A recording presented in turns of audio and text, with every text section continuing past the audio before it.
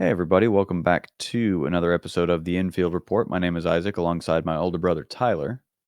Howdy. We're just on the opposite side of the Talladega weekend, which looked like it was a ton of fun. I don't know if you saw any of the social media videos that were posted, Tyler, but they had Marshawn Lynch was there. He joined Cletus and Noah Gregson on the Boulevard. There were a couple other guys that decided to get into it as well that were having a bit of fun. I think Cole Custer was out there, and you had Butterbean partying it up all weekend. So no shortage of fun on the Boulevard, and no shortage of fun on the track too. We had 3 different series on track this weekend. The ARCA series raced on Saturday early afternoon. The O'Reilly series raced Saturday evening, and then the Cup race ran on Sunday. And we should start off with the ARCA race because that was first, and it was a very interesting race. I'll put it that way. It was a race where I think kind of towards the end, everybody was thinking that Cletus was going to win it for Biff. Looked like he was going to, but unfortunately, with the battles that were going on right there towards the end, Andy J came through and got his first career win. That was really cool to see him. I know he's been around the sport for a little bit now, and getting to see him get his first career win, and Cletus coming in victory lane, congratulating him, and knowing that it's not been the easiest ride for him either. So good to see the two of them have a good time after the race, and knowing that it was hard fought for everybody involved, and good to see that Cletus was there to be supportive of everybody. Especially since, I know Cletus, this was not the weekend that I know Cletus wanted for sure. He wanted to be in the O'Reilly race, but NASCAR would not grant him the approval to run it. He still needs a couple more races. I think he might have the reps under his belt before the fall Talladega race.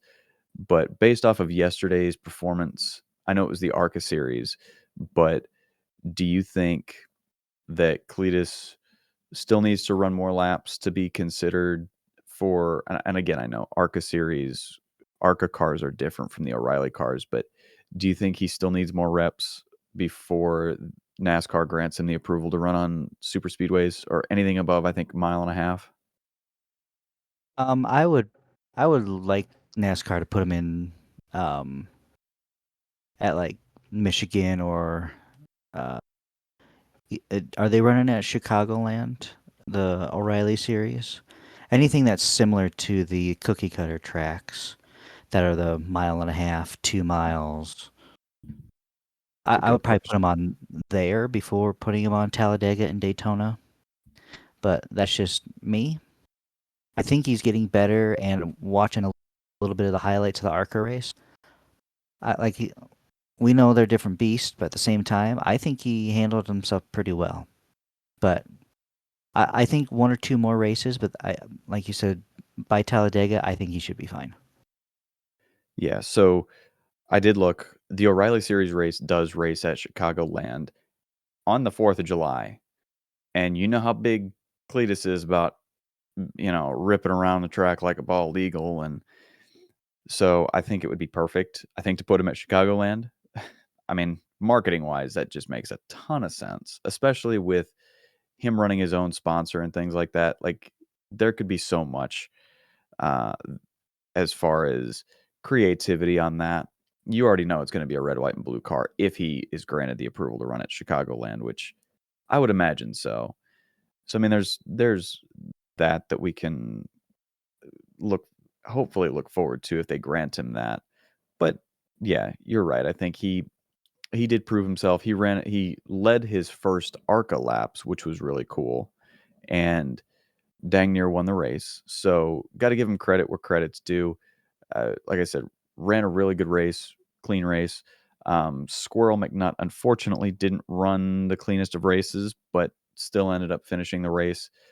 Fun fact I saw posted online: Squirrel ran the same chassis that Sterling Marlin ran for the 2001 Daytona 500. So, a really cool piece of history that is still being used and in the ARCA series. I know a lot of these guys will go and find chassis from years past, and that's typically what they run. And there was a guy, what was his name now?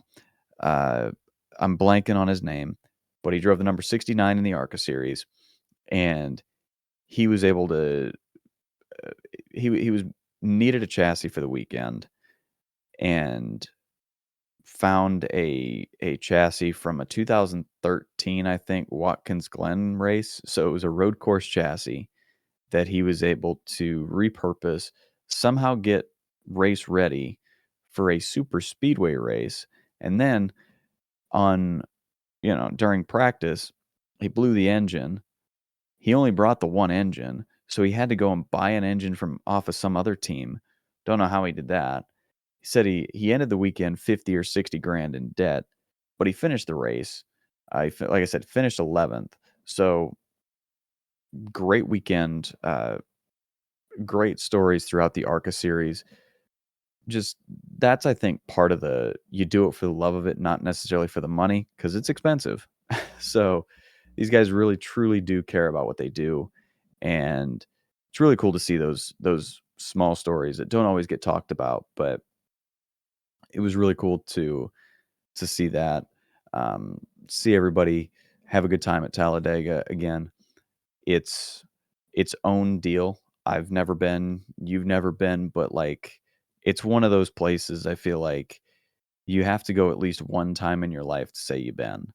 It's kind of like, I don't want to say it's like Vegas, but it's kind of like Vegas. You go once and say you've been, but I don't know. It's its own thing, and you know, I would go once just to say I've been, but uh, that was clearly, everybody clearly had fun Friday night and Saturday night.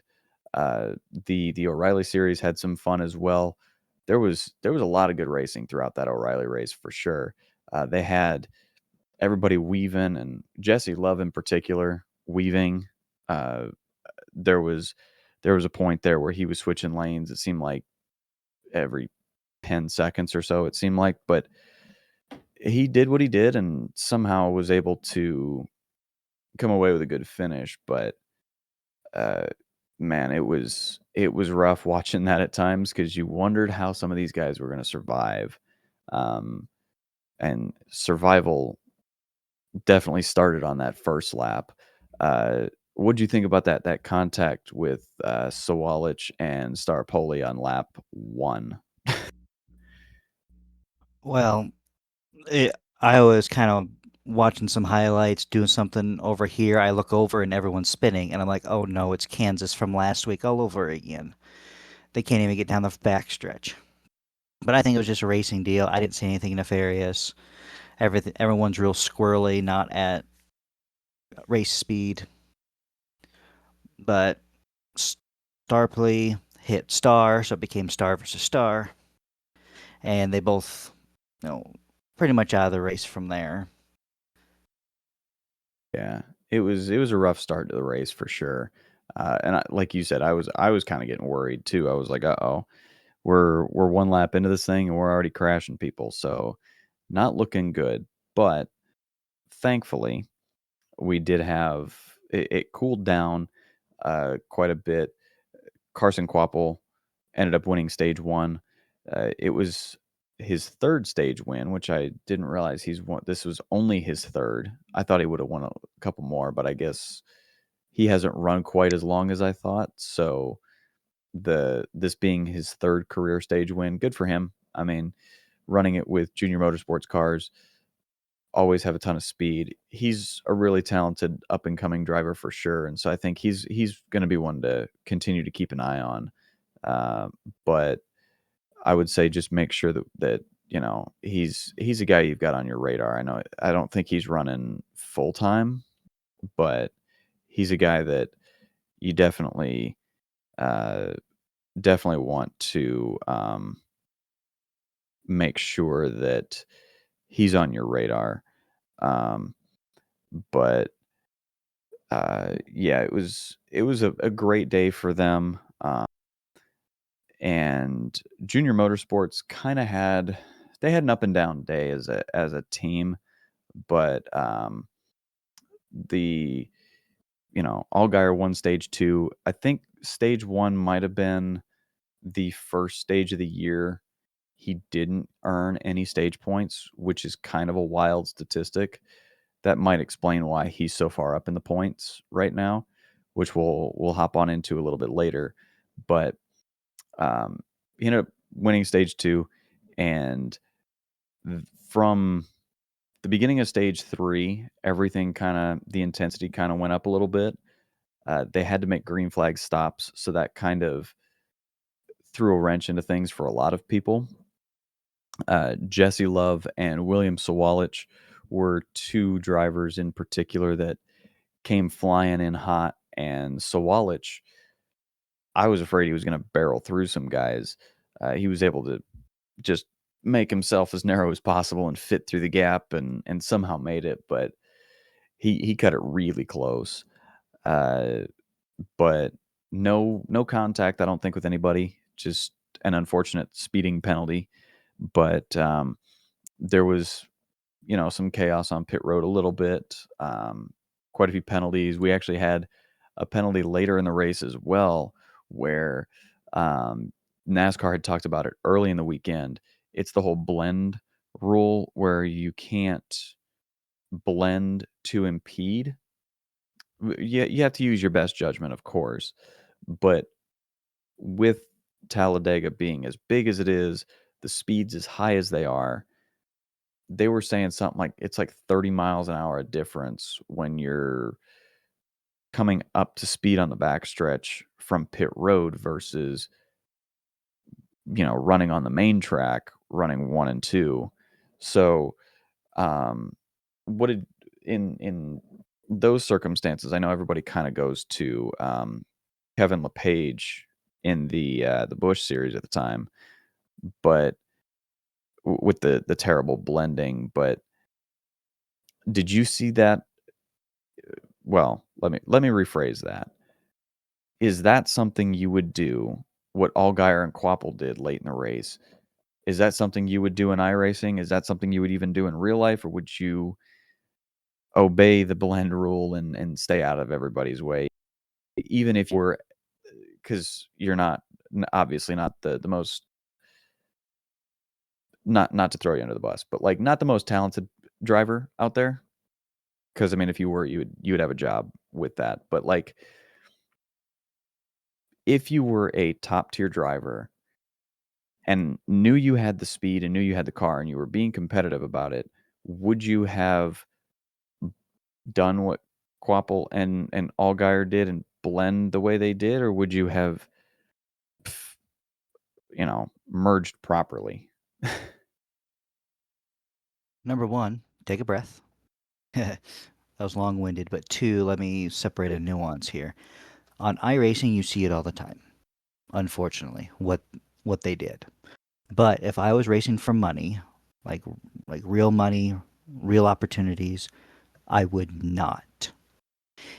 Yes, you want to get up into the crowd and the pack as soon as you can so you have the draft and you have the opportunity to win or come in top 5 or whatever you need to make your team and sponsors happy. Real life and for real money, no. But people get anxious. They say, "Oh no, pack is coming behind me. Quick, get in line or get in front. That way they can pick me up." And then, just like parting the Red Sea, everyone went around them and they're starting to fish around and then they look absolutely stupid. So I'm going to point and laugh at them. That's on them. They should know better. Yeah, and I think the penalty was well deserved. Unfortunately, with it being Junior Motorsports cars, I know they were running really strong all day. At least Allgaier and Quapple were. They were running very very well throughout the day, but unfortunately, that penalty kind of set them back and put them a on the wrong course as far as their finishing position. But it was one of those things where, again, you just have to use better judgment and blend at the right time and also kind of put yourself in their shoes because that's a dangerous thing going like 30-mile-an-hour difference. I don't know if you've ever had, well, you probably have because you live out in Utah, but having people drive by you on the highway 30 miles an hour faster than you, that's fast. So using your judgment is something you have to do, especially on a big fast track like that, where the speeds are so immensely different when you're in a massive pack in the draft versus not in the draft. So you have to kind of use your better judgment on that. But um, yeah, just kind of a tough penalty for those two to swallow. Sam Mayer at one point late in the race as well was pushed out of line by Parker Retzloff and was able to save it. There was no caution that was thrown because he was able to save it and kind of get himself back in line. He lost, I think, about 10 positions or so, but he was able to save it from spinning, got himself back under control. Um, and it was a pretty good save, but um, Sawalich, Cruz, and Mayer tangled on the back stretch at the very end of the race as they were, like I said, on the back stretch, and Sawalich got a lot of heat for it because he was a lap down, but he was still running with the lead pack. Unfortunately, got into the back of Sam Mayer, who was contending for the win, and that unfortunately brought out the caution. And um, Corey Day was leading at the moment of caution. He thinks that he had said in his post race, if it went the distance and it didn't, the caution was not thrown. He doesn't think he would have made it. He doesn't think he would have won. I think based on momentum of different lines, maybe, maybe not. I guess that's one of those we'll never know. But he did end up winning. Corey Day did, and his first career O'Reilly race, or first career win in the O'Reilly series. There was conversations he had had with Dale Jr. way at the beginning of the season when they were at Daytona, and he said he picked his brain for like a half hour on the strategies of drafting and the strategy of running on drafting tracks. Again, I know sim is different, and I say this every week, but what what things would you teach a new driver who knows nothing about drafting tracks or has never driven on a drafting style track before? What would you teach them as far as things to do, things not to do, things to watch out for, things like that? The first thing I would tell them is patience. Everyone's trying to get up to speed slowly as much as you. Everyone's going the same speed as you. And if someone's passing you, let them. This is a little bit different than Bristol or Martinsville or Kansas.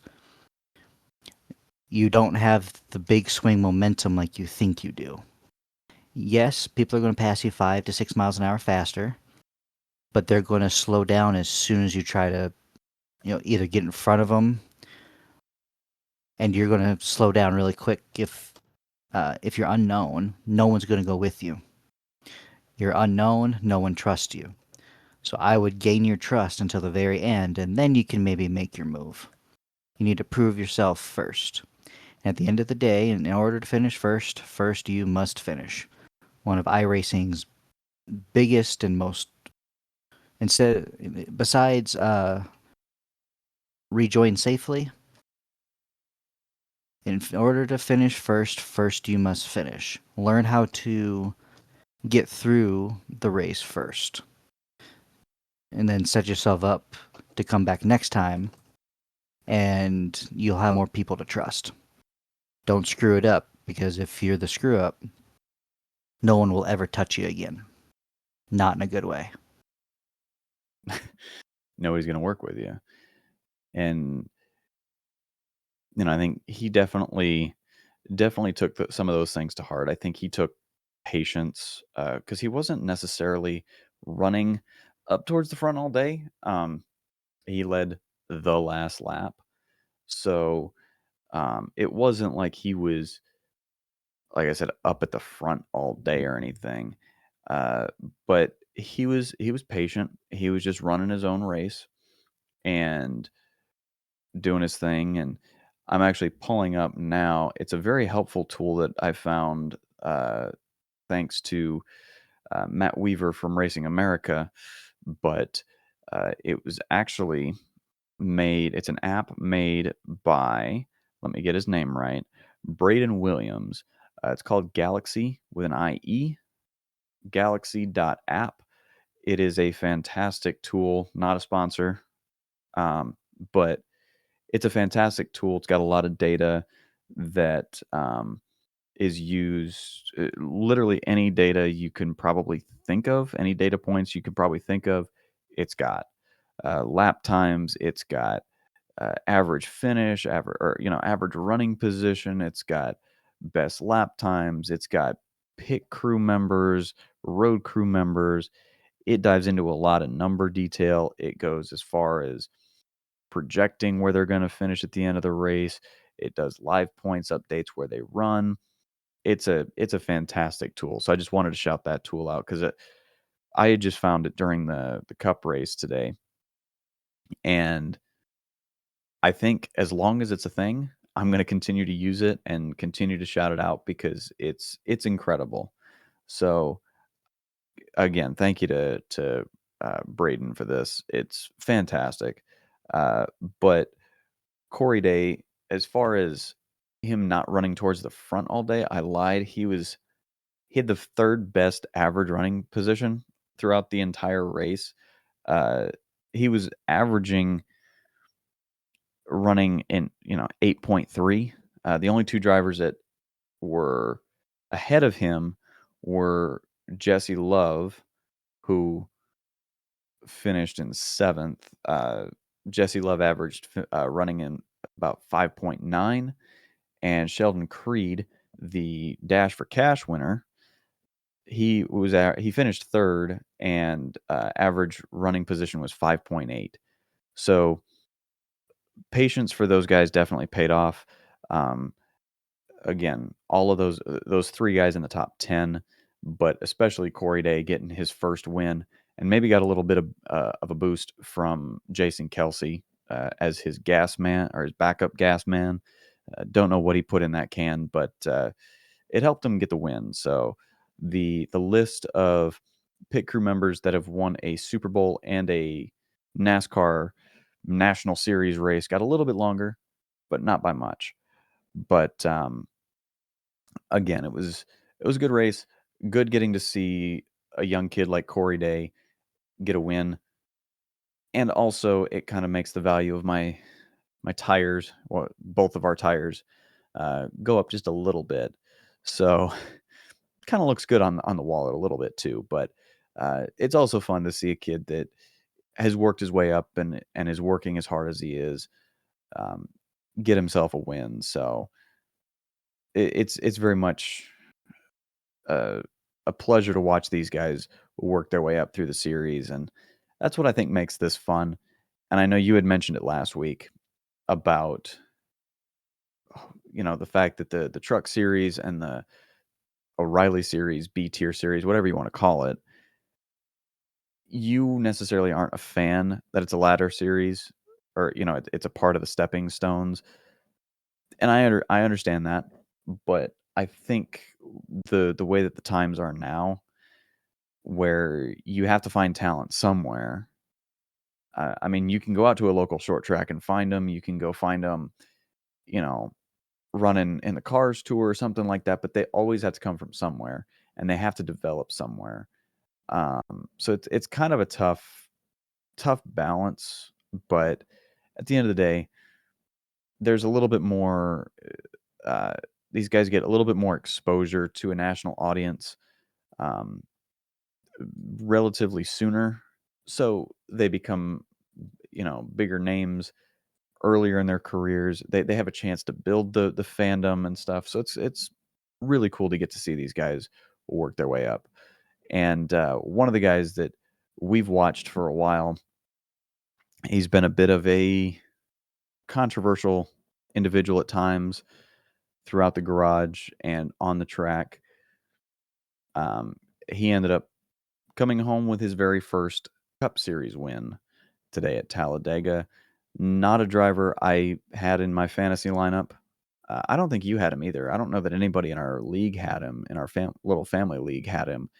But Carson Hocevar, the Hurricane, if the nickname sticks, was able to come away with his first career victory and had one of, and we were talking about this before we were recording and stuff, and we were talking about it as it was happening.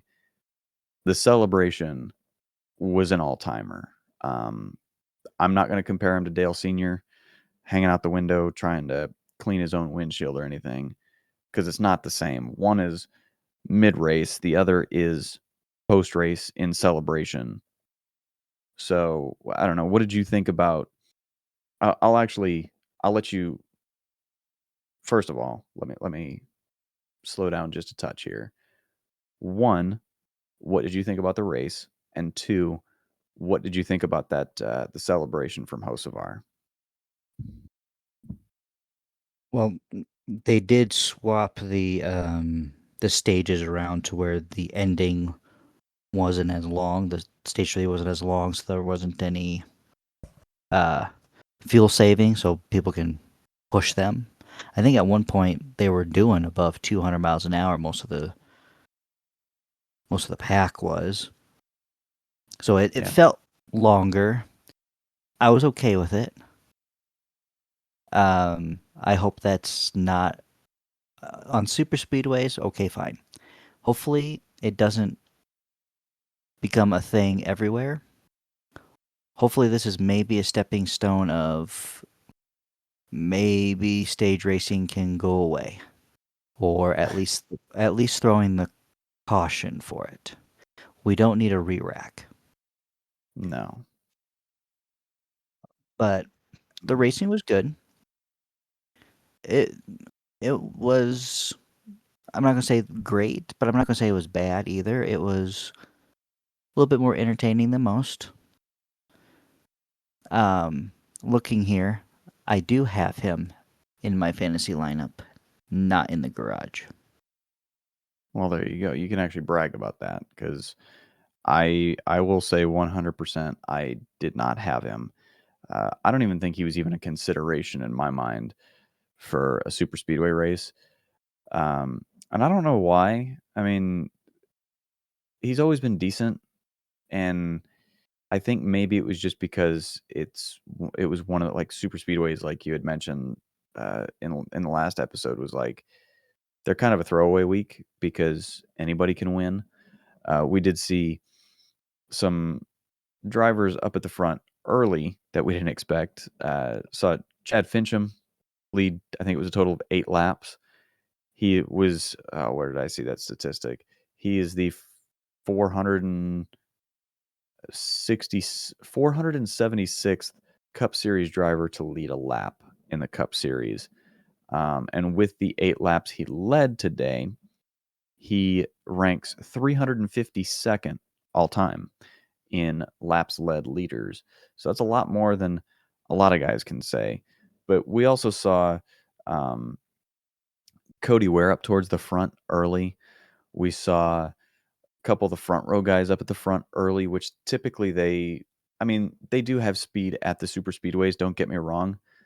But because of the way that the metric was, because they didn't have the qualifying got rained out, they started towards the back, and so you kind of wondered about that, but they were pushing speed early because they were trying to get to the front to try to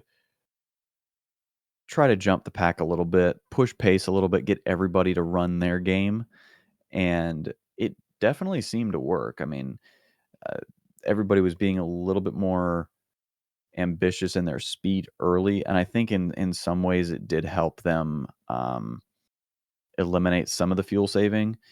Now in stages 2 and 3, that was different, but um, it was really cool to see some of the guys towards the back that don't necessarily run at the front all the time make their moves and push pace. Cole Custer was up there for a while.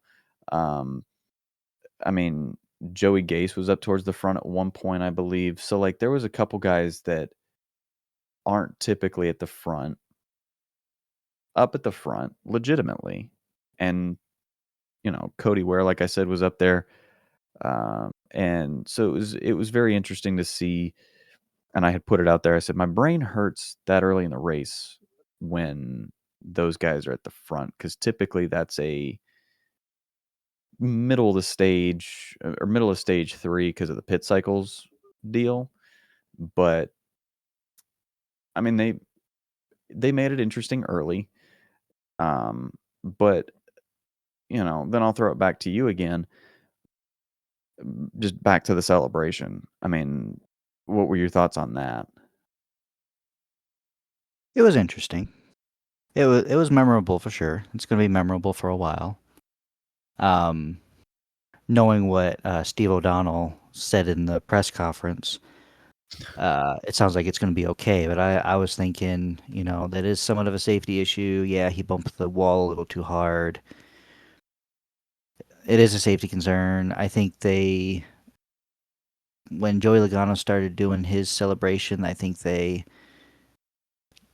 put a cap on that. I think when Chase Elliott, I think, had his car roll while he was still on top of it at the Charlotte Roval.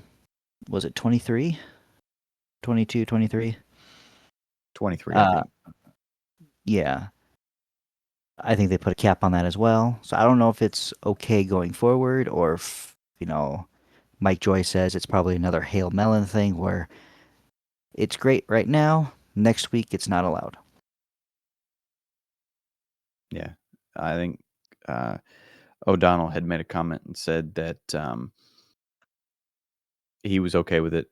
And we should mention, uh, I don't know, it's like Steve O'Donnell. I thought he was the president. He's now been promoted to CEO of NASCAR. He is taking over for Jim France, who is stepping down as CEO, but still remains on the advisory board. So, and he still has the ownership stake in the sport, but all of the big decision making is now going through Steve O'Donnell. And if Steve O'Donnell says he's okay with it, I'm really hoping for the fans' sake, because the fans seem to love it. And so I think, and I'm one of those included, I really enjoyed it. And so I think taking a moment like that away from the fans and from the sport, I think is a really it would be a bad look. So I think keeping it the way it is for now, like I think is smart. But again, we'll have to see what it looks like going forward. I hope that he's able to do it as long as he's a little bit smarter with the way that he does it. He said he was having some issues trying to figure out how he was going to do it, but once he got it down, he was fine. He just needed to hit the brakes a little bit harder before doing the burnout against the wall, but he managed. He didn't fall out of the car, so he was fine. But there was this I little wouldn't. statistic. Go ahead.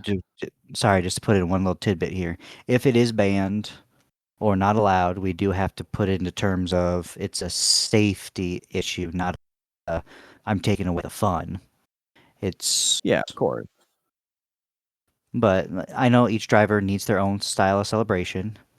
And as much as Alan Quickie is my absolute favorite driver of all time, even though I was not alive, to watch him race, unfortunately, there's only so many times you can do the Polish victory lap. There's only so many times you can do a burnout, or doing what are they called, standing 11s.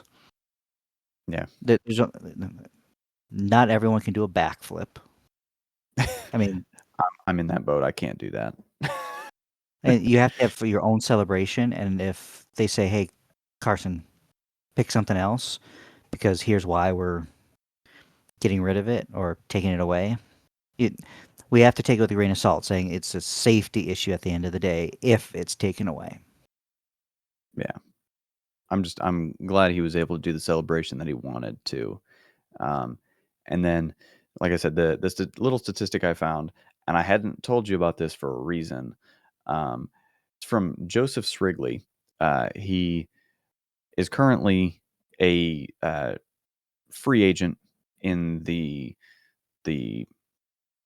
world of journalism and statistics, but he put out a statistic that said that Hocevar got his first win in his 91st career Cup start. Now, I'm going to read off the 8 other names that have won in their 91st career start. Okay. You tell me if this is a good list to be on. It starts off with Curtis Turner. And you got Junior Johnson, Bobby Allison, Jeff Bodine, Rusty Wallace, Matt Kenseth, Kevin Harvick, and the last one to do it before Hocevar was Greg Biffle. I think that's pretty good company. Oh, yeah. And especially since I know Cletus had, in his mid-race interview with Butterbean during the ARCA race, said he wanted to win for Biff. And there was some, well, there was actually a lot of support from Carson Hocevar during that race, and Hocevar dang near jumped pit road wall towards the end of the race because he thought Cletus was going to win. But I think I think Carson did it for Biff. Carson did it for Biff. I think it was really cool. Cletus called in to the post-race press conference just on a phone call, and they put it on the microphone and stuff. But he congratulated Carson for the win and stuff, and that was really classy. And they're good friends, so it was really cool to see that moment. And I know we had the conversation early in the year about who was going to get their first Cup race or Cup Series win first, and we both picked, I think, Hocevar over Gibbs, but they both got their first career wins in the span of 3 races. So, I mean, kind of tough to argue with that, but I mean, hey, they both got their first career wins this year. So, who do you think is going to be next on the list? Running out of options here. Yeah, Probably Zane Smith is probably on my radar, and Gilliland. I was going to go with Gilliland. I think he's got a lot of skill, and I mean, he finished 11th today, and Zane Smith, he finished 5th. So both of them are not bad options. Again, super speedways are really solid for front row, but also just in general, I think they're really really good talents. So I think either choice is not bad. But like, I'll make the controversial comment here. I don't know if you agree or disagree, but I would argue at least one of them is probably going to get their first Cup win before Zilich. Just watching the way that if I were to compare just Zane Smith, Gilliland, and Zilich this year, I would think that the first 2 are going to get their win before Zilich. But that's just me. I don't know. What do you agree? Disagree? Hot take? Cold take? I agree with you. Zilich he's working out some cobwebs. I knew he wasn't going to be as hot as he was in the Xfinity Now O'Reilly series. It's a different beast, different ball game, and totally different set of athletes. We'll get to that in a second. Oh boy, Uh, you touched me, not me. I have some words for Stephen A. Smith. Uh, it's just it's a totally different environment that he's in. So maybe in the next year or so, and if these are the only 2 first-time winners this year, that's fine. It gives a little shakeup. But Gilliland, Smith, Zilich, and if Herps can get a good ride and a good team, he'll be shortly behind him. possibly. But since you touched on it, I will ask you the question: are race car drivers athletes? From about 1975 onwards, yes. Now, I'm not discounting everything from 74 and earlier, but the way that they prepare, the way that the cars they're faster, they're bigger, faster reflexes. I mean, while I ramble, let's look up the definition of athlete. What makes an athlete?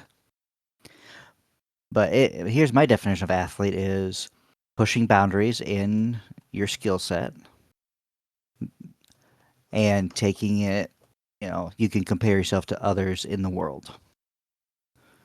And can you be on a competitive level 100% in the moment all the time? That's an athlete to me. Whether it's, if the sport is jumping jacks or long jump or swimming, football, soccer, racing. If you can be a little bit superhuman in that skill set, you're an athlete. Dare I Now, say, people that do Rubik's cubes are somewhat athletes. Uh, uh, I'm now going I to say did yes and no. I did look up the definition of athlete because that's just one. I, I think for the most part it can be subjective, but this is from Merriam-Webster, so it's not the Oxford Dictionary definition. Don't fight me on it.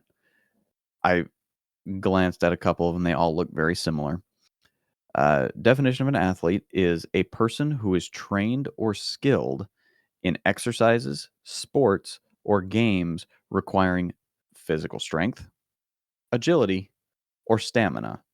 You can argue two of those three are in NASCAR, at least with driving race cars really fast.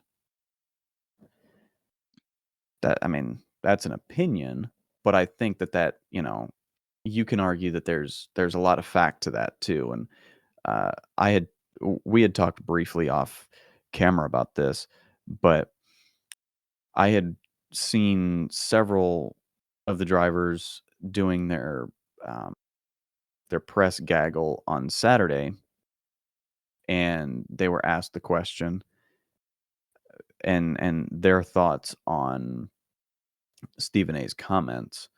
And Byron kind of had a comment of like, "Well, I hate the fact that it's an age old like stereotype about the drivers, but like there's there's so much more that goes into it on the day-to-day basis that you don't see."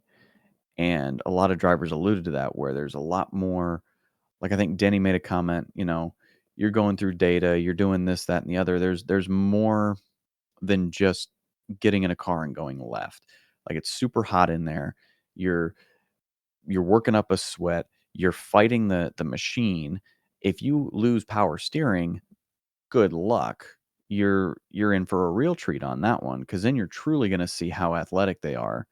Look at Daniel Suarez last year with some of his power steering issues he had. But like there's a lot more that goes into it. And one of my favorite responses was from AJ Allmendinger. He was asked about it, and he was asked about Stephen A's comments, and he said, "Who is that?" And I forget who it was. An individual for Front Stretch, I believe, that was interviewing him and asking him the question. He said, "Oh, he's an analyst. He's a sports analyst, or he's an analyst." Allmendinger goes, "What kind of analyst?"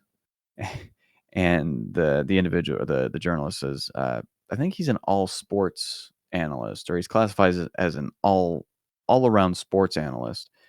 And Allmendinger says, "Is he a racing analyst?" No, never heard of him.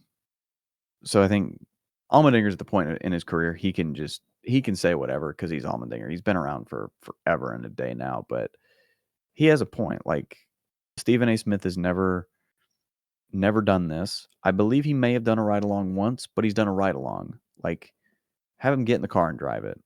That's that's a whole different ball game, and you gotta go out there for 3 hours and do it versus, "Oh, well, this was fun for 10 minutes." 10 minutes is great, but 3 hours against everybody else, against 35, 36, 37 other drivers. I mean, this week it was 40 drivers total in the field, but there's a lot of stuff that goes on. There's strategy. You're listening to your spotters. You're fighting whatever you got going on in the car. Like, it's tough. But I know you've probably got a couple more opinions on it than I do because you've been watching the sport a little bit longer than I have. It's one of those things where I know this is not quite apples to peaches, but when It's you close watch it enough. on TV and then you go to like a go-kart place for the first time and you go, "Oh, I'm just going to send it in here." And you almost fall out of your seat and hit the pavement with your head. You realize, "Oh, this takes a little bit of it takes some skill and some know-how to keep your body upright, to slow down. You have to have really sharp reflexes to go faster than anyone else or to just survive." So that is, we've all taken our cars a little too fast and we go, "Okay, I know my limits of the car. Let's push a little further." And you go, "Oh no, I'm sliding out of my own seat. Help." That's a So feeling you don't like. I think Stephen A. Smith, he likes to say controversial things to get talking because he loves being the head. He likes being the headline of attention. So I think it's a bit of a ruse, but at the same time, I'll back what Kurt Busch says. I'll take you around for 30 minutes or 30 laps whenever you pass out first. Then we'll see what you say. Yeah. And he also kind of he had a dig at golfers too, and I will argue that there's a lot that goes into golfing too, and I don't know a ton about it.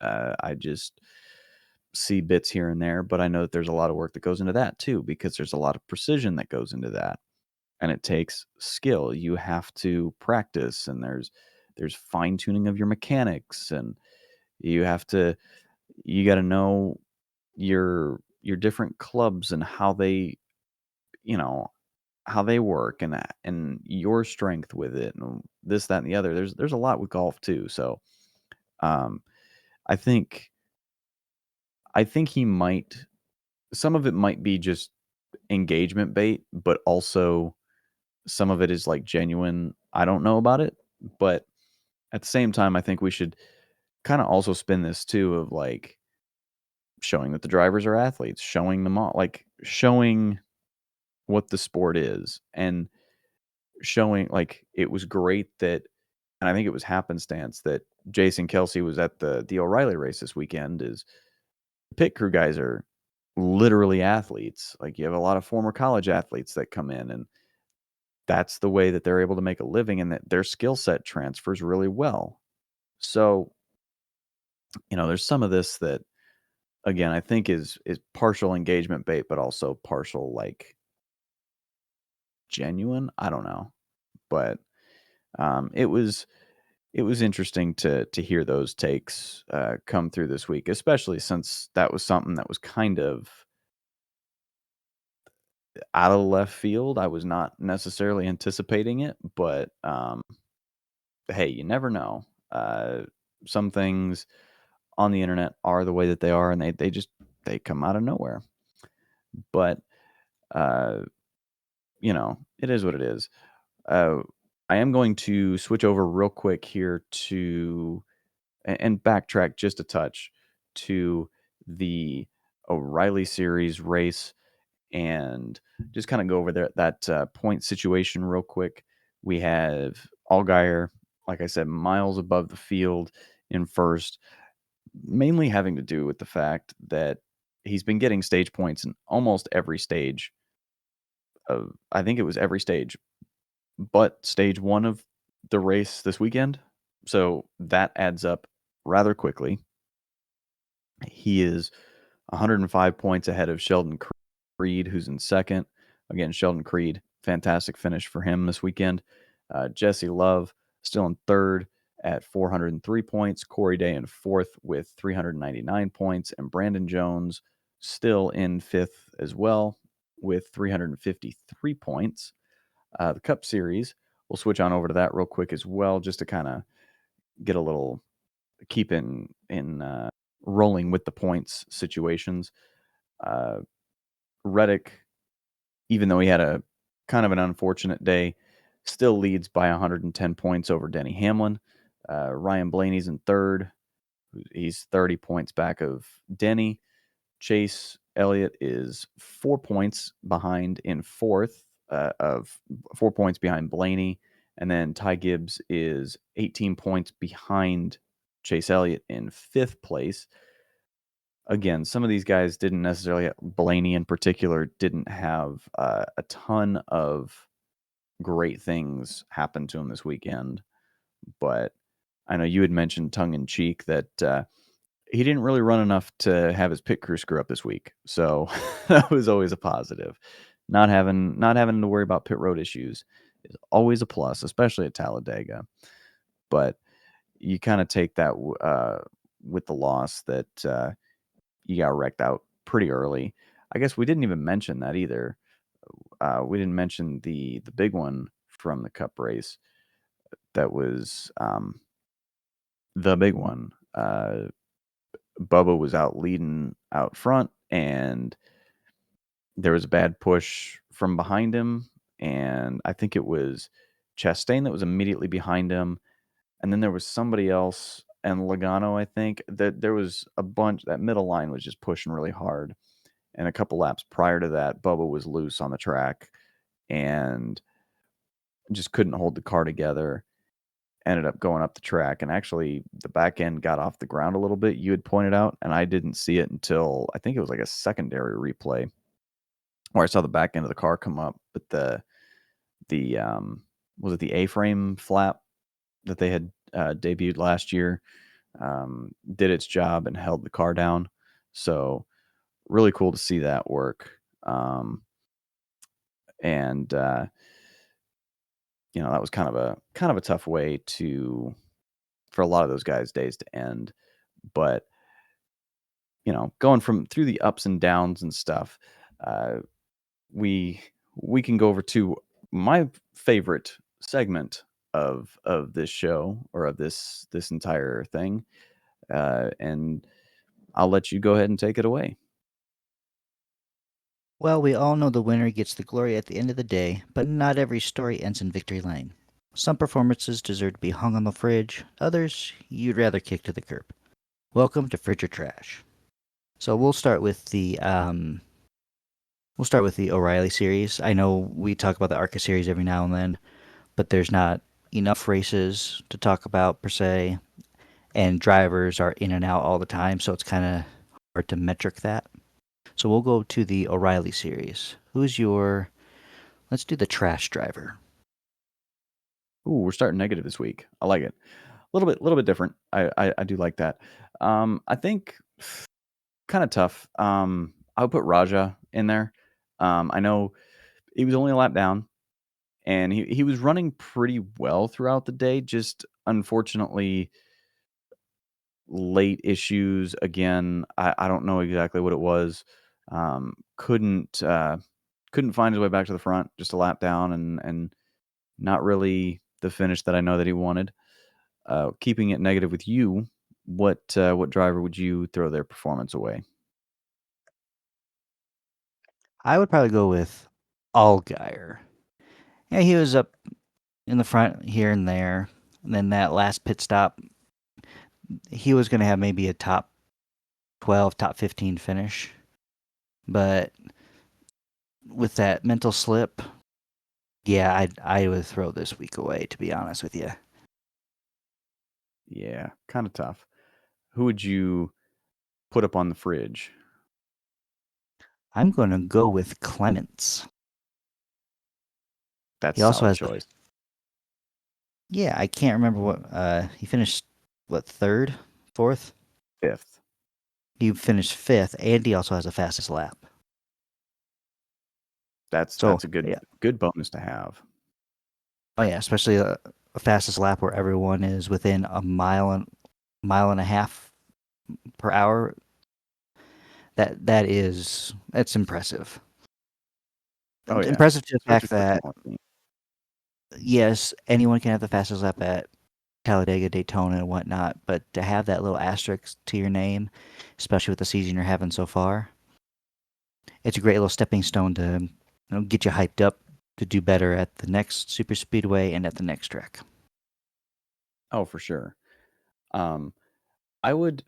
It's kind of tough because there was a couple drivers I was going to pick from, but he's not a full time driver. But I'll still throw his name out there. JJ Yaley came in 11th. He was running fairly decent all day. He led 2 laps. Granted, it wasn't. Not that they're not legitimate laps, but like not consistent. I don't know. He led laps regardless, so I'll give him credit for that. Again, running part time, just kind of going with the flow. He did a great job for what he had in a car that and a for a small team that is only there part time. So uh, again, can't argue with the top 15 finish when you're not running all the time, and it's at a super speedway, and you came home with a car that is still running. So there's a positive. But we're gonna let's go over to the Cup Series and drop it right back down to the floor again. What driver would you or what driving performance would you just toss right in the bin and uh, not be proud of it? I'm going to go with Briscoe and Hamlin. They had a penalty around the same pit cycle. In fact, half the field it seemed like had some sort of penalty. That was the first pit stop. The first pit stop. Yeah, and Hamlin was what for 130 laps he was a lap down or two the entire race, and Briscoe just couldn't catch a break towards the end. He was also a lap down, and I think he became what 8 laps down at the end. So Briscoe was 8 laps down. okay, so JGR drivers usually they're really good at super speedways and Toyotas in general, and they just weren't. They weren't there at the end. Like I said, Hamlin had the free pass towards the end when Eric Jones spun. Yeah. But to have that long just sitting behind that far, just a lap down the entire race, and you're like, well, I just have to collect what I can. And to get the the lucky dog, as I'm so used to it being, or the free pass at that late, you can't really make up anything. It's your race is too far gone by then. Yeah. That is true. That is true. The one I would have to go with, not necessarily one I'm proud of putting in the trash, because again, we don't want to do anything with drivers that are in accidents or anything like that. But I mean, I'm gonna have to go with Brad. Like he was running so well throughout the entire race, and then just late, there was a couple of incidents that he got collected in, and it just slowed his car down, and um, just couldn't get back to the the way that he needed to be, and unfortunately, just like I said, he was running great. All the RFK cars were running great, but there just wasn't circumstances that were going to allow him to finish the race in a better spot than 31st, which is very unfortunate. But uh, who would you whose performance was your favorite of the day for today for the Cup Series?